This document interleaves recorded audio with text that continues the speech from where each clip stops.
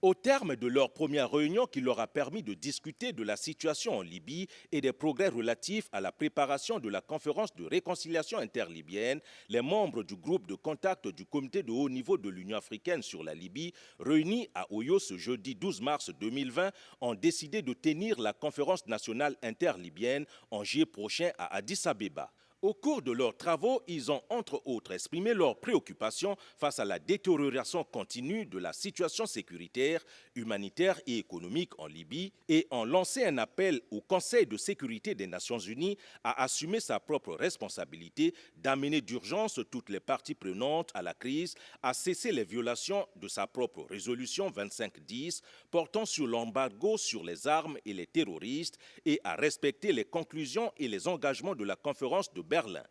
Les participants à la réunion d'Oyo se sont également penchés sur les modalités pratiques de la tenue de la conférence de réconciliation nationale interlibyenne, tenant compte des principes d'inclusivité et de représentativité permettant à l'ensemble de la société libyenne d'y prendre part. Le groupe de contact a examiné l'état de mise en œuvre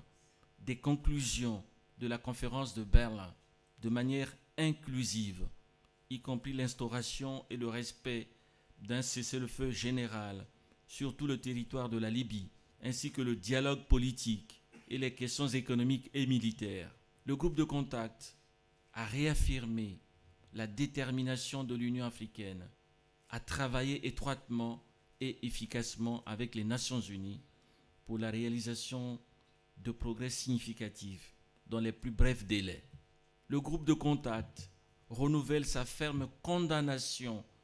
des ingérences extérieures, de la violation de l'embargo sur les armes, la présence, l'envoi et l'utilisation des combattants extérieurs en territoire libyen. En outre, le groupe de contact condamne sans équivoque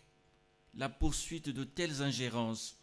essentiellement motivées par des intérêts nationaux et le pillage des ressources naturelles libyennes. Les chefs d'État et de délégation ont aussi examiné et agréé les dispositions d'organisation des travaux du groupe de contact dans l'objectif d'assurer l'efficacité et l'effectivité de son action en vue de rehausser la qualité et l'impact des contributions de l'Union africaine à l'instauration de la paix et à la promotion de la réconciliation nationale en Libye en partenariat avec l'ONU et en coopération avec tous les acteurs internationaux.